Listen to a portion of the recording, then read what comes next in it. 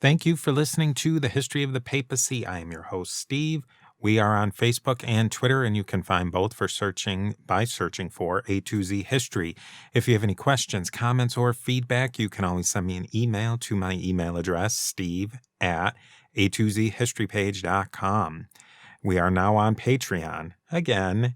And if you sign up for Patreon, you will, of course, greatly help this show. I can't even say how much it helps the show and keep this whole operation going, but you'll also get new episodes without advertisements, and you'll get them early, and you'll also get an audio feed of the new YouTube exclusive, The History of the Papacy in 10 Minutes. There's also many other great rewards based on the tier that fits your budget best. One of the best benefits is you will be admitted into a special club, the History of the Papacy Diptychs.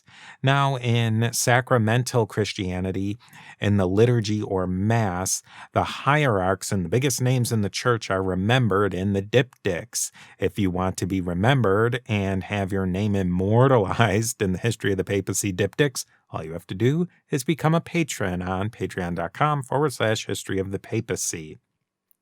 I also want to thank today Jerome for his kind and generous donation through PayPal. Just another option to support the show. So many options, but the biggest one is to just listen and maybe even tell a friend.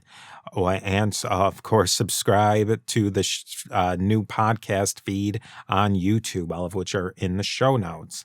Now let's commemorate the Patreon patrons on the History of the Papacy Diptychs. We have Joran and William at the Alexandria level, and Paul the Magnificent at the Constantinople level. Now, this is another one of these episodes where you will also be able to get a little snippet of this and a little extended version of one particular moment of this podcast in the new History of the Papacy in 10 Minutes episode. If you're into the long form, you can get this whole conversation that I had on papal encyclicals. And now you know as well as I do that papal encyclicals are a big deal and they don't come out very often. Encyclicals are the way that popes of Rome push out their big new teachings. Francis I has been pope for a little over 7 years by this point in October 2020 and has just published his third papal encyclical. Francis's encyclicals are whales, too. They're huge documents stuffed with carefully worded language. We've brought in today a guest to talk about this latest encyclical. Glenn Amorosia is an amateur historian of papal encyclicals. I will let Glenn introduce himself shortly, but I need to mention that he is an incredible resource of knowledge for papal encyclicals. I really like to support people who dedicate their spare time to these intellectual pursuits and really mastering a subject area. With that, join Glenn and I as we dissect this latest papal encyclical, Fratelli Tutti.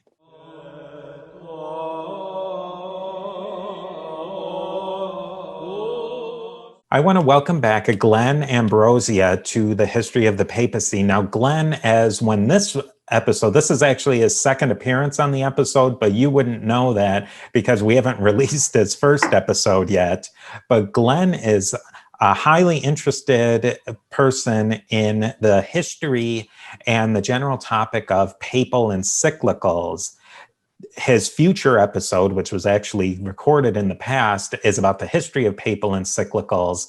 But today we're going to talk about the very latest, hot off the press encyclical by Pope Francis called Fratelli Tutti. Glenn, before we even get started, maybe you can share a little bit of how you got interested in this topic of papal encyclicals. Sure, Steve. Thank you very much, and I appreciate you for inviting me to speak on this. It's my pleasure. This is a very timely topic. I got involved. I've been a Catholic for my whole life, and I realized that what the Pope says within the Catholic Church is very important, especially in encyclicals. That's kind of the highest form of papal teachings. And, in some cases, he's considered infallible. So in these cases, we'd like to hear what he has to say. So one when I had some time when I retired a few years back, I decided I'm going to read as many of these encyclicals as I could. So I went back to about 1878, actually maybe even earlier than that, 1848, and read the encyclicals. There's over 220 or so encyclicals.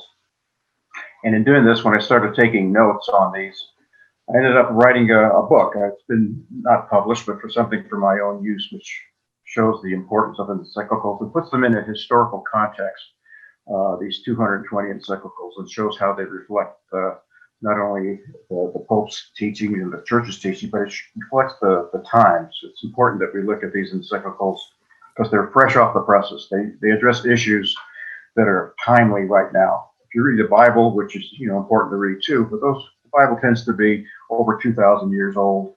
But if you want to read about issues that the Church takes on, whether it be the nuclear age, or poverty, the environment, you can read these straight off out of the words of the popes of recent years. So that's how I got involved in it, to put it mildly.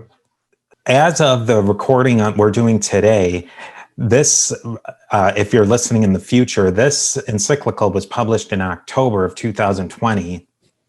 And it covers a really wide range of topics in almost 43,000 words, which, just to put that into context, that would, if you were to include this encyclical in the Bible, it would be the longest book of the Old Testament and the New Testament.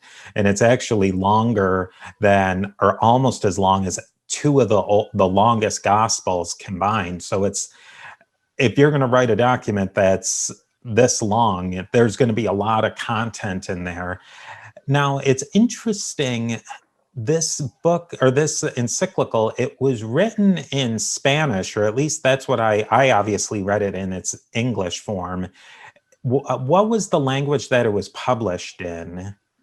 Well, the Pope publishes it in many languages. If you look on the Vatican website, it's probably published in 10 to 15 different languages. Traditionally, they had been in Latin and Italian, and actually, my understanding is this was published in Italian, but it was Fratelli Tutti is actually Italian.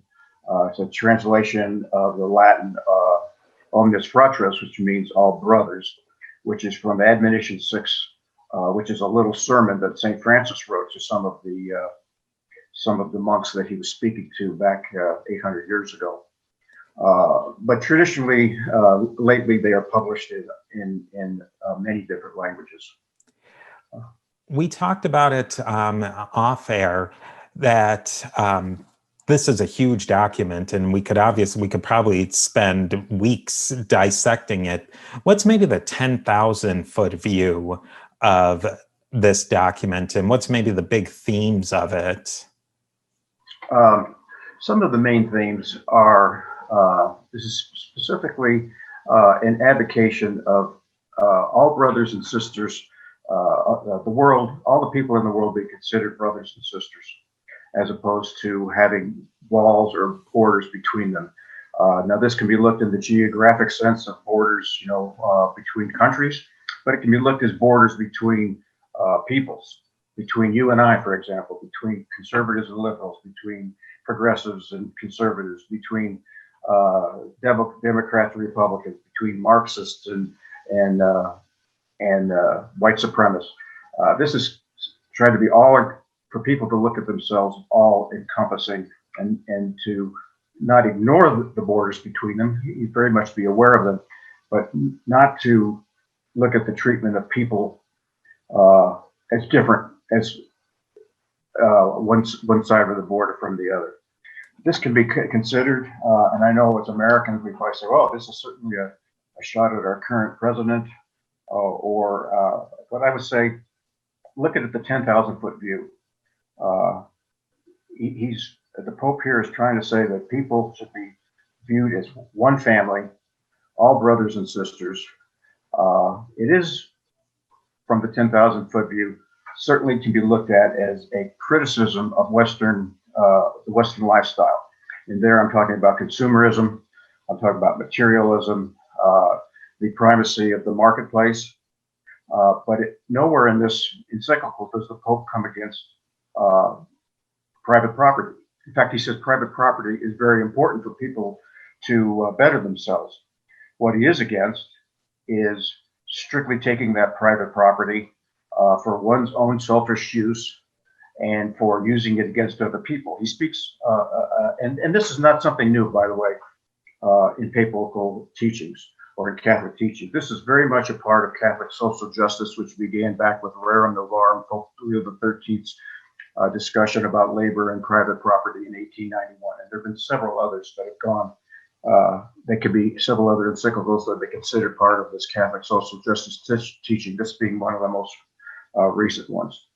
But the Pope here is just trying to say we should get away from radical nationalism, radical individualism, and look at each other as brothers and sisters. How would this is Pope Francis's third encyclical. How does this fit in with his other encyclicals? Would you say that there is a common thread? Are they maybe sequential, or should we understand this one as more of a standalone document? Of the three, Lumen Fidei, really he co-authored, and some people say Benedict, he co-authored it with Pope Benedict XVI right after he had resigned. I really consider that more of Pope Benedict's encyclical. So I looked really at his most recent encyclical, Pope Francis's most recent encyclical before this one, Laudate Si. By the way, that one's even longer than this one. When I translated to pages, it was 88 pages. Oh, wow. This one was only 82 pages, which includes 16 pages of footnotes. But the two are hand in hand. You could say that Laudate Si, which is also called Our Common Home, which is about the environment, broadly speaking, was a cry of the earth. Fratelli Tutti, which translates as all brothers and sisters, is a cry of the poor. They're very much interlinked. This one just focuses less on the earth or the environment, but more so on the poor and people in general. So I would say this is very much in line. And you'll see a lot of his quotes, Pope Francis's quotes in this encyclical, are directly from Benedict XVI, John Paul II, John the 23rd, and other of the most recent popes. I find these documents interesting as coming from maybe a different perspective that my focus has been on the early church, but in a lot of these documents, they always seem to source each other or more recent popes. Is that maybe a part of encyclicals where they're not using so much of biblical resources or early church documents as their source material? I think you could say that's correct. In looking at the encyclicals over say the past 250 encyclicals going back to the mid 1800s, there was a traditional format where the basic theme was said, then there was the basis out of the Bible, the Old Testament, the New Testament, then the fathers of the church like Irenaeus, Polycarp, then they go to the medieval saints such as Thomas Aquinas and Bonaventure and Anselm. Then they would kind of work into some of the other popes, some of the earlier popes, Gregory the Great, Leo the Great, and then they would work their way into the more recent popes. Francis has gone straight with the theme, and then he has not used that basic format, but has interspersed his discussion with Bible verses, other popes' verses, encyclicals or admonitions, exhortations, apostolic letters, this type of thing. I did see your comment that he did not use the word Jesus or God that much. I did a quick word count. He did use the word God 80 times in this encyclical, and he used the word Jesus almost 50 times. So, but I can see what you're saying. It's spread out over an over 80-page document.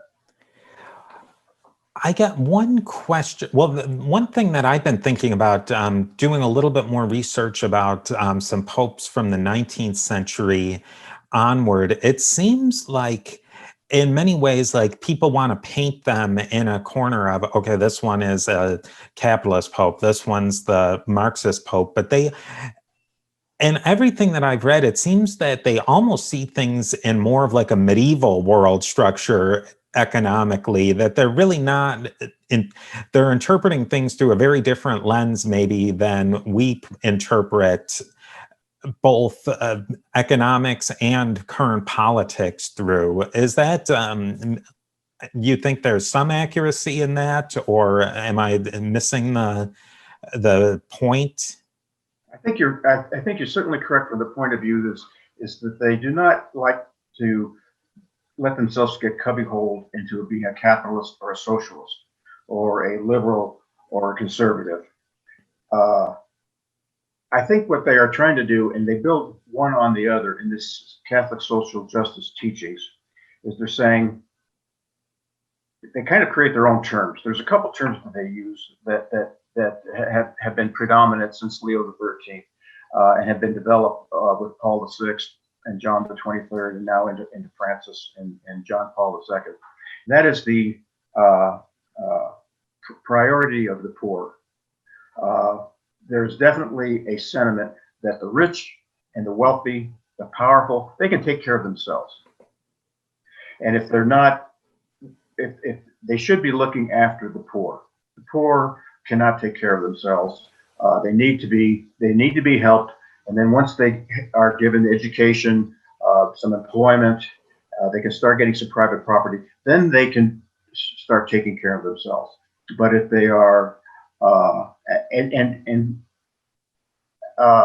we talked a little bit about, I saw in some of your notes talking about liberation theology. There's liberation theology, which is conservative, and there's liberation theology, which is more radical. Francis has been accused of being in liberal theology, but he's also been accused of fighting against it. I would say he is more middle of the road or even more conservative. He does not say that Jesus was a revolutionary or a Marxist, which some of the more radicals would. But he's definitely coming from the point of view that the poor, the disabled, they need to be, the elderly, they need to be assisted. He is not against private property. There's several remarks in here where he makes, that he's very much in favor of private property. But there's a terminology that they have used over the years in these most recent encyclicals called the common destination of goods or the universal destination of goods. And basically what that means is everyone is entitled to private property, and it's a very good thing. But it is not right to use it just for strictly selfish means, and it's definitely not appropriate to use to oppress the poor.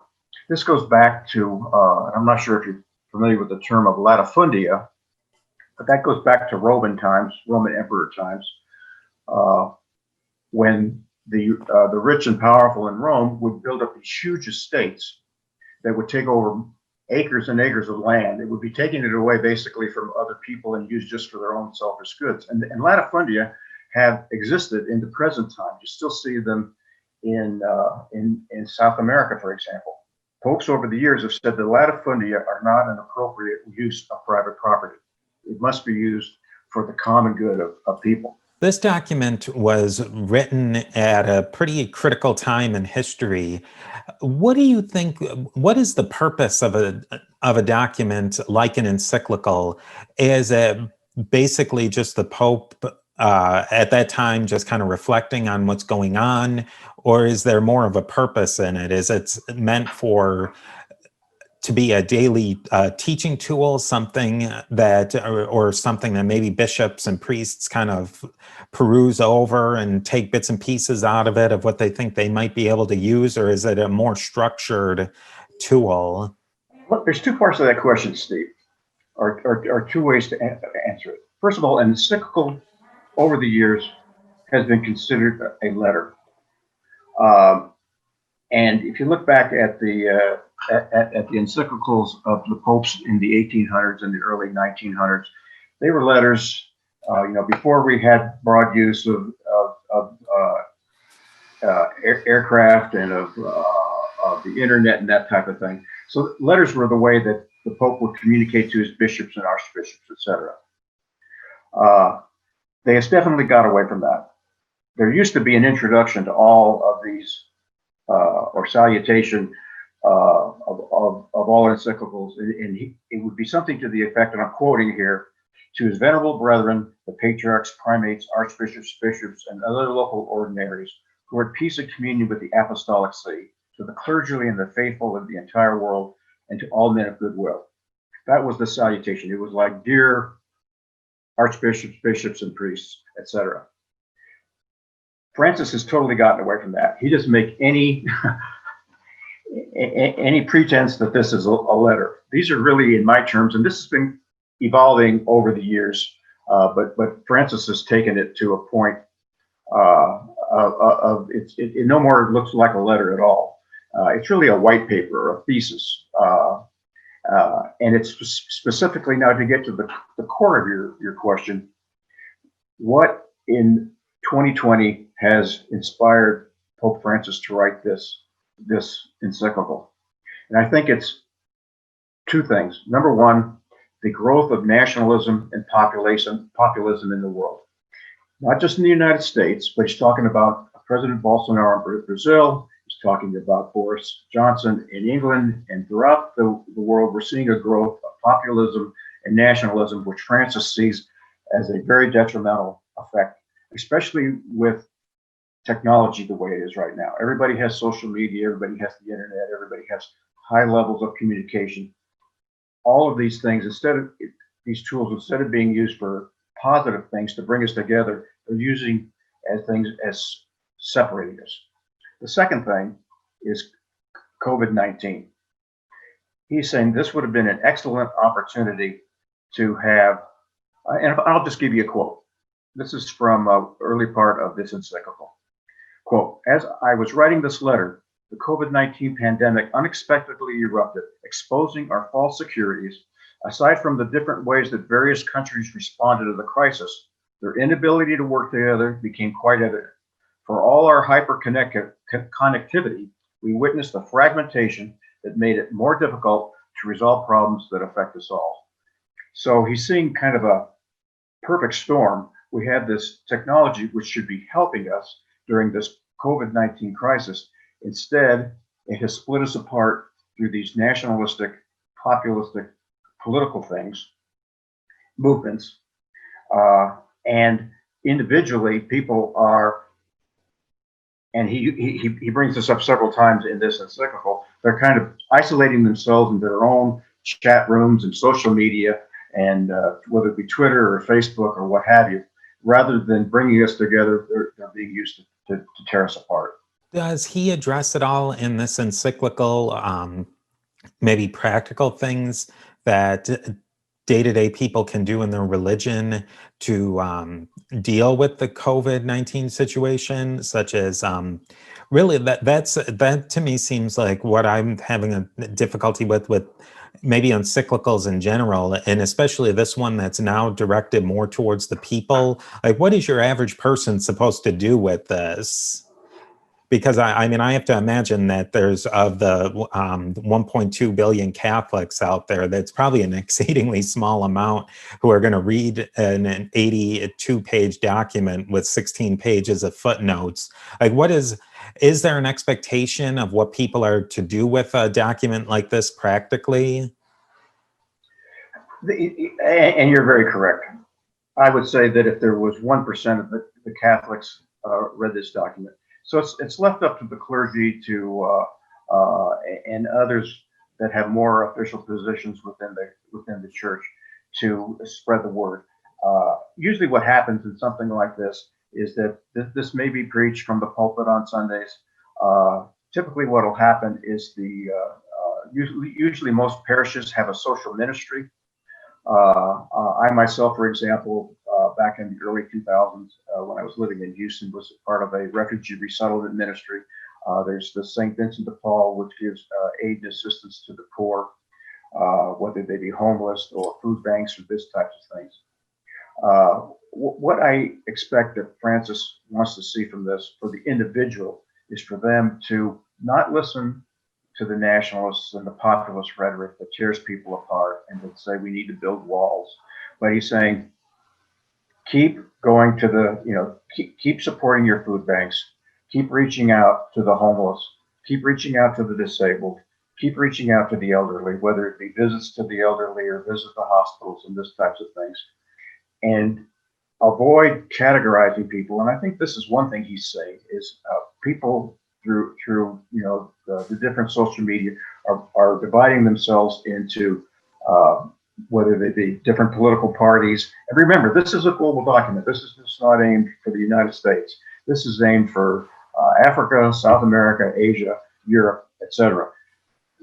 He's saying reach out across the borders and fences that you have there. He does make a statement in here, very strong statement later in the document, that people in the church should not avoid getting involved in politics. Now, in the United States, what does that mean? It means one thing, then it means different than in Russia or in Africa or in South America. It means get involved in the level that you can, and don't just back away from it because you consider yourself a Catholic and should be involved in Catholicism or be involved with politics.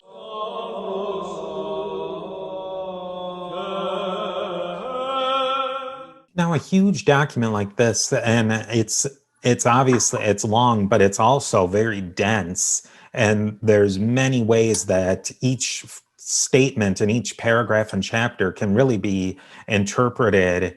Is there a next step to this that maybe makes that whole document more maybe accessible to turn into teaching documents? Because it would seem to me like if you're going to spend that much time writing a document that's parsed like this, that you don't want individual priests or teachers or whoever just taking it and running with it in all different directions. Do they issue any further maybe guidance documents on a document like this?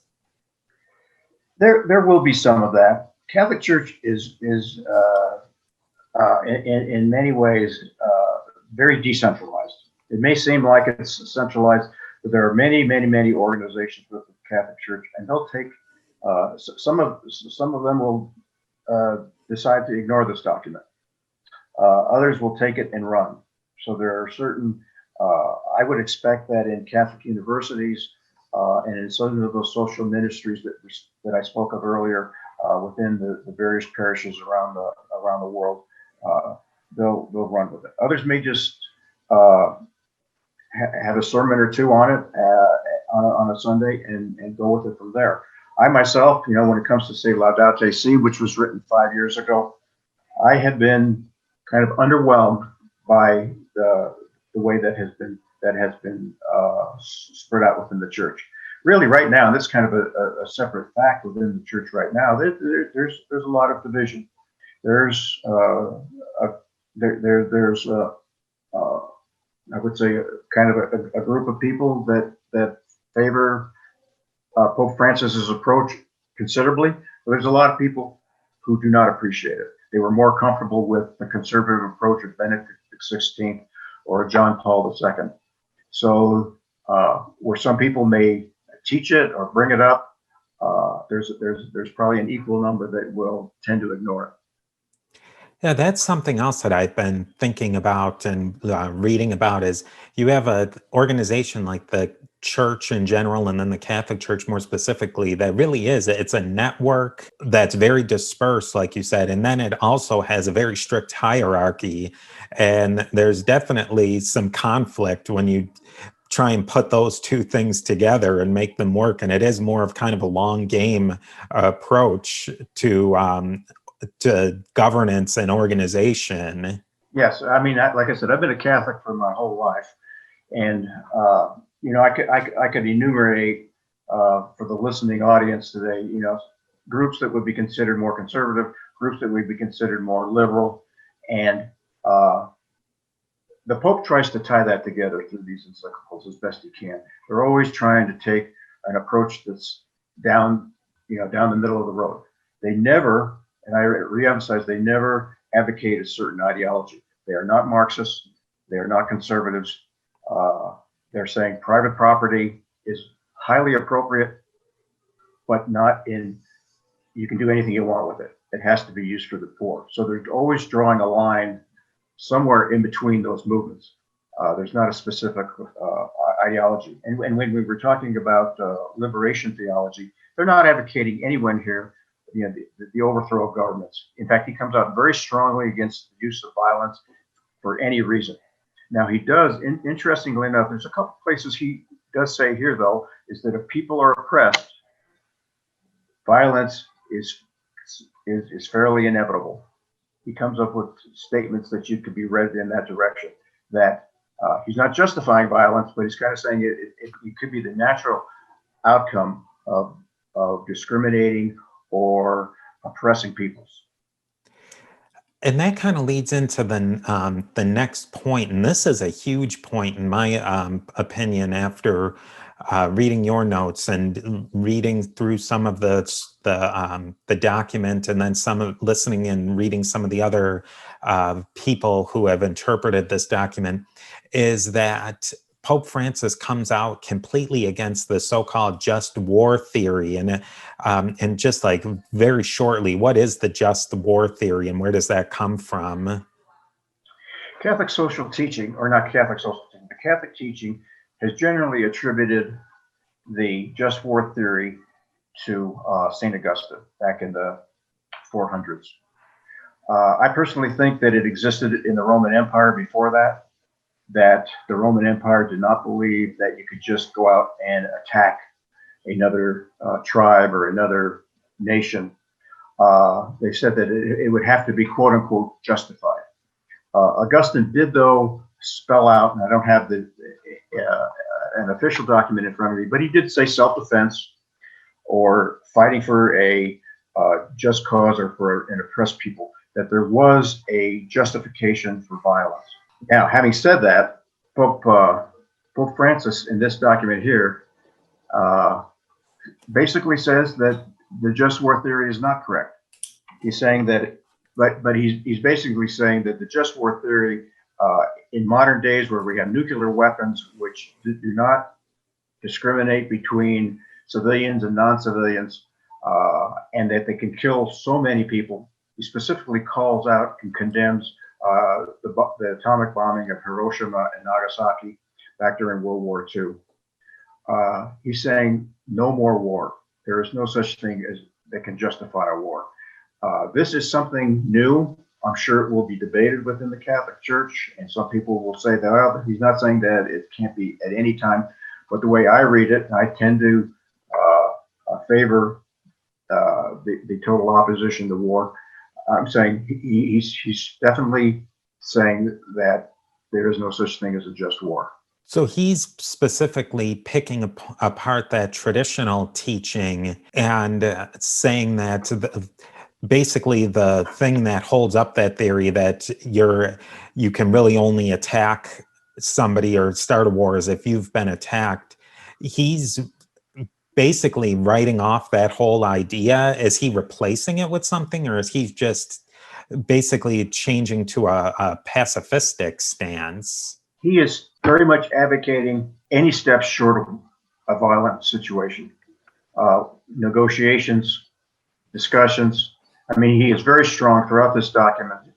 I didn't do a word count on it, but the word dialogue appears many, many times in this document. He's saying that no good things comes from war.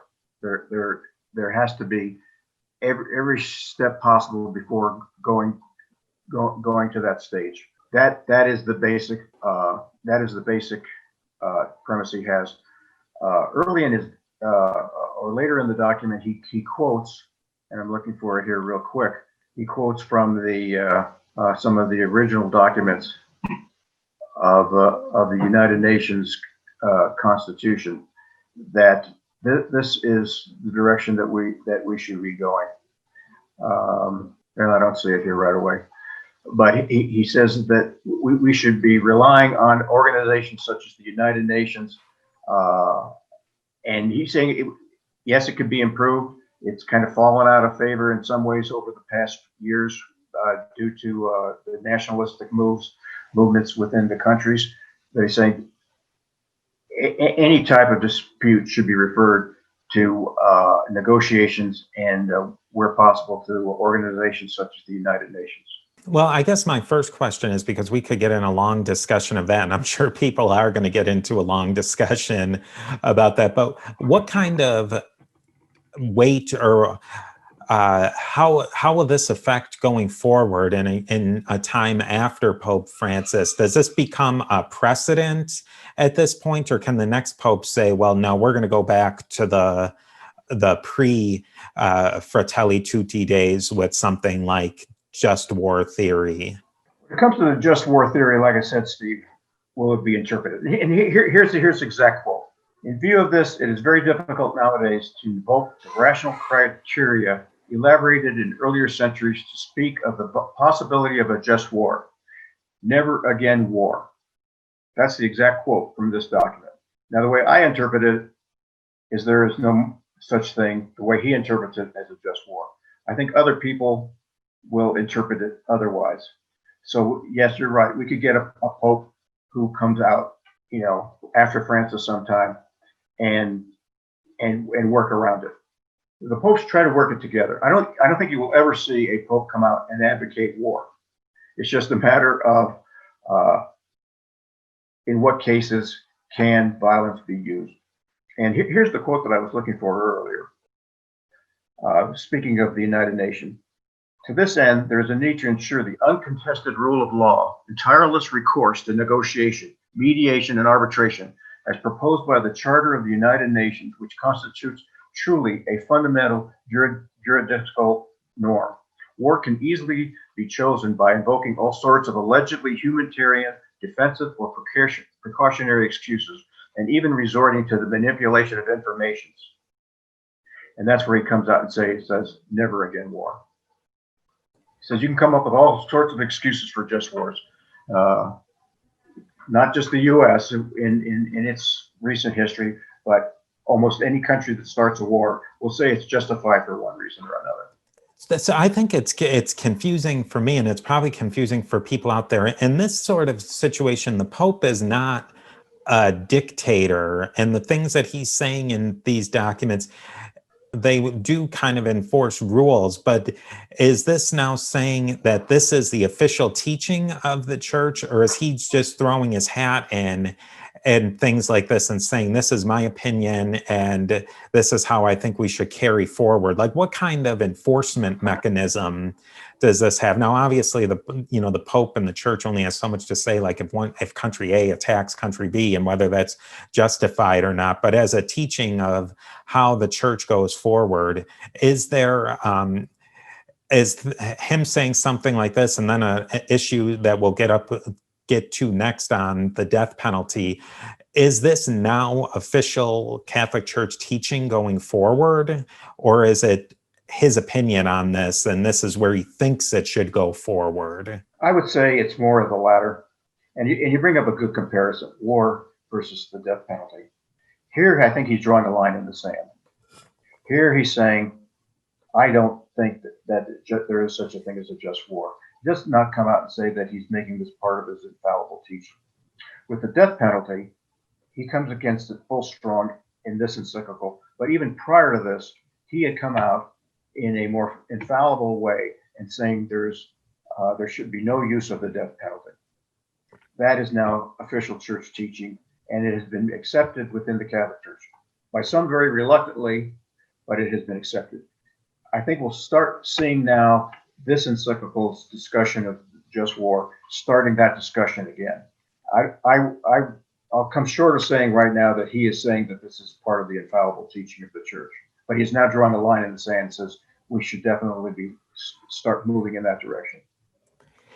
Let's quickly talk about the death penalty, because I think that that's another one that it's a big topic that when you have, if you picture an organization like the Catholic Church, it's the trying to move the Titanic, and it takes a long time for it to start making moves. And this is something that's been a long time in the coming. What was the traditional church's view before, let's say, the last several decades on the death penalty? The death penalty had been considered a last resort, but an acceptable resort within Catholic teaching. It was not proposing it. So in this document, Pope Francis cites several people in the early Catholic Church. He cites like Lactanatius, who I've never heard of before, but he says, for example, that there ought to be no exception at all, that it is always unlawful to be put a man to death. He cites Pope Nicholas I. He cites St. Augustine as having been opposed to the death penalty. He comes out very strongly against it. And in this document, as opposed to with the just war, he elaborates, not only is there no place for the death penalty, but the person who has been spared their life with, say, a life sentence instead of being given the death penalty, they should be treated with dignity. That these people are just as much brothers and sisters as anyone else. And he quotes here, it says, if I do not deny that dignity to the worst of criminals, I will not deny it to anyone. He's challenging us. He's saying, if you can be merciful to a convicted murderer by not, using the death penalty, but if you can do that, this should show that you can be merciful to anyone. Yeah, and it's kind of interesting that things like just war theory and a lot of these ideas that are practical government, the way you would run a government is that the church up until the 1800s was a government, and now it's kind of it doesn't have practical day-to-day government, so it kind of switches the focus of how they can influence. They're really now influencing other governments more than actually running their own government. That's a good point. I think what you're talking about is that the popes were the king, so to speak, the Pope king over the Papal States from the mid 700s till the mid 1800s. And I think one of the best things that ever happened is they had those lands taken away from them when Italy was united as a country back in the 1850s, 1860s, 1870s, in that time frame. And they were inhibited to some extent by making some of these more progressive statements as they are now against the death penalty and against war, because they themselves were kings over fairly large territories back in those days. The Papal States were probably as big a city-state as any other of the Italian city-states at that time. Yeah, it really is interesting to see through these encyclicals how the church has changed and how the role of the papacy has changed. And as switching from the prince of a not insignificant country to becoming more of a, as they might say in the modern parlance, a social influencer of a much larger movement, and that they don't have to balance their role as being an influencer with actually being the prince of a country. Yes, I think there's been it's taken a while. Like I said, they were the prince or the king over those lands for 1,100 years, and then even after they were taken away from them, they still maintained the right that they should get them back. It wasn't until I think it was 1929 with the Lateran Treaty, which Pope Pius XI signed with Mussolini, of all people, to give them to give the Catholic Church sole possession of the Vatican at that time. But the Papal States were gone. But they have had a freedom now to really forget all their secular interests and to move ahead as kind of a spiritual influence within the world. I think this has been very predominant with not just Francis, but with John Paul II. They have, they've traveled all over the world to, hundreds of countries and have been able to, garner the audience of millions, literally millions of people wherever they go. I guess to wrap up today, it's a question I have for somebody who's done so much research into these encyclicals and the popes who've written them. Do you think this is a magna opus for Pope Francis and that maybe he gives a break on encyclicals? Or do you see that there's a natural follow-up to this encyclical? I think that the tendency for encyclicals has been less of them and longer. It was very common for popes through, let's say, John Paul II, and even Benedict XVI, to write one encyclical a year. They would not be nearly this long. This, like you say, has been only the third for Francis, and like I was explaining, it's really only his second by himself. And his last one was 5 years ago in 2015 with Laudato Si. I don't see him writing a lot more encyclicals. He's more of a face-to-face person. He has a very, like you said, you described it as dense style. He is more difficult to read than, say, Benedict XVI was and some of the earlier popes. What I would hope to see is that he encourages this, the messages that he has here, that we all be treated as brothers and sisters, whether we live on this side of the border, then on the other side of the border, or whether we have this particular viewpoint versus another viewpoint, that we all be seen as brothers and sisters. This Catholic teaching is very much Catholic social teaching. So I would hope that this message is somehow put into a practical viewpoint throughout the church. And like I said, I think it's going to more happen with some of its social ministries within the diocese, within the parishes. Some of this can come from the top, but only time will tell how well. And it's not coming exactly at the best time with COVID-19. So it kind of prohibits people from meeting other than Zoom meetings or remotely, as we're doing here. Yeah, it seems to me that this sort of document that's packed in so much information probably needs some time to settle in and be talked about before you throw out another one that's even on another topic that you'll kind of water down the message that he wants to go through with this document if he puts out another one next year that's similarly as long, similarly as in depth, and on even maybe a different topic, that you really need a chance for this one to be absorbed before you go on and move on to another major change in church ideology and discussion and debate. Yeah, I'd say the trend is against that.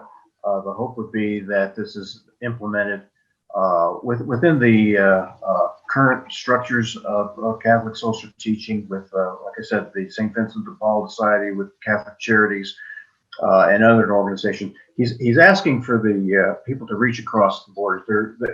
And he brings up several times here his meeting with one of the head imams of the Muslim religion. He brings up times that he has met with some of the leaders of the Orthodox Church. So I think these are the kinds of things that he can be looking at. He can be asking other religions that are out there to implement this within their own structures too. Well, you are definitely a man after my own heart. You were interested in encyclicals, so you dove in, you wrote a book about them, and you, even though you're not an academic in this topic, you're just a person who's really interested in it, and you dove in and you did the research, and I think that's completely commendable, and I 100% understand it. Is that your focus of your study right now, or have you branched off into other topics, maybe church related or not? Well, funny you should bring that up, because I am also part of the Thomas Merton International Society. I'm not sure if you're familiar with Thomas Merton. Thomas Merton was a monk who lived back in the 1940s, 1950s, and unfortunately passed away in the 1960s. He would certainly be worthwhile to have a discussion about within the context of your podcast. But he was very much a leader during the 1960s from the Catholic Church in the anti-war movement. He was also a leader in the civil rights movement within the Catholic Church. This is how I first became familiar with him, and have been studying him in some different reading groups and have written some papers and such on him. But he was a Trappist monk, which is a monk that within the normal day does not speak, but he was very learned in that direction. He of course was a strong advocate of Pope John the 23rd and Vatican II back in the 1960s. And he unfortunately, in a trip to Asia, was killed in a freak accident where he was electrocuted. But that is certainly a topic that you might want to look at, and I would love to talk to you about it some future time.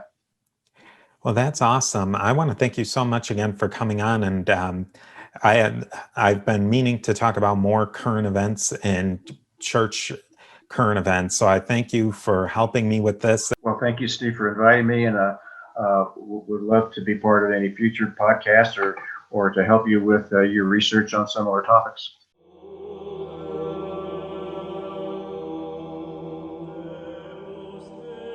Deus